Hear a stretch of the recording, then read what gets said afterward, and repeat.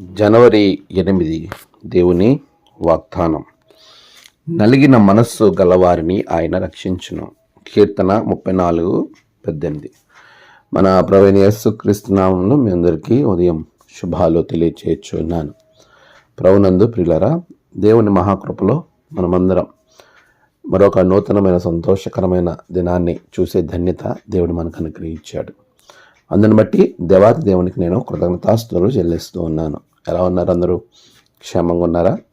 ప్రభు యొక్క మహాకృపలో మనం అందరం క్షేమంగా సంతోషంగా ఈ యొక్క నూతన దినాన్ని జరుపుకునే ధన్యత ప్రభు మనకు అనుగ్రహించాడు. అందుని బట్టి దేవాతి దేవునికి నేను కృతజ్ఞతాస్తుతులు చెల్లించుచున్నాను. ప్రియులారా, దేవుని అత్యంత కృప వలన మనమందరం గొప్పగా ఉండడానికి ప్రభు ఇచ్చిన సమయాన్ని బట్టి దేవునికి నేను స్తుతులు చెల్లిస్తున్నాను.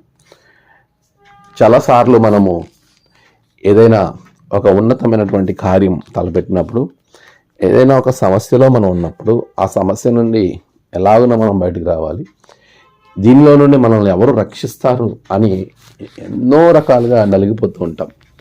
ఆ సమస్యను బట్టి మానసికంగా చాలామంది చిదుకుపోతూ ఉంటారు. అయితే ఈరోజు దేవుని వాక్యం మనతో మాట్లాడుతూ ఉంది.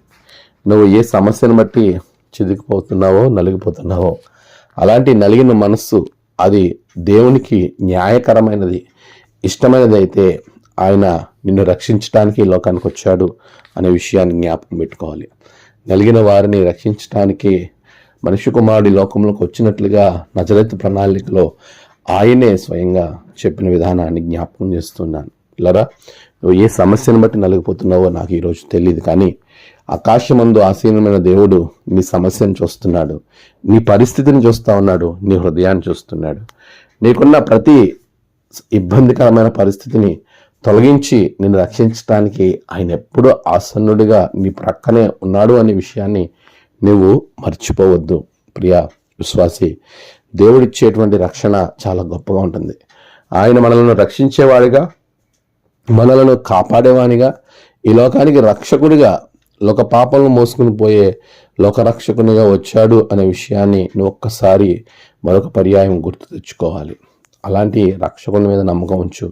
తన ప్రజలను వారి పాపం నుండి ఆయనే రక్షించిన గనక ఆయనకు యేసు అనే పేరు పెట్టారు. అలాంటి యేసయ్య నీ రక్షకునిగా నువ్వు అంగీకరించినట్లయితే నలిగిన నీ మనస్సును ఆయన గాయాన్ని తీసివేసి నీ సమస్య నుంచి నువ్వు రక్షించేవానిగా ఆయన ఉన్నాడు.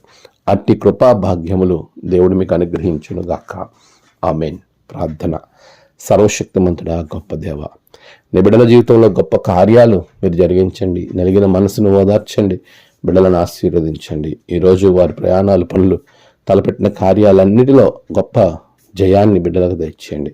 నాడు జన్మదినము, వాహదినము, ఆయా విశేష దినములు జరుపుకున్న బిడ్డలను బహుగా దీవించండి. తమ ప్రియులను కోల్పోయి ఆదరణ కొరకు ఎదురు చూస్తున్న బిడ్డలకు ఆదరణ దయచేయండి. దినదీవులతో నింపి మీరే మహిమ పొందమని యేసు నామమున ప్రార్థించి వేడుకొనుచున్నాం తండ్రి. ఆమేన్. తండ్రి, కుమార, పరిశుద్ధాత్మ త్రియేక దేవుని దీవెన మీకు తోడుగా ఉండి నడిపించును గాక. ఆమేన్.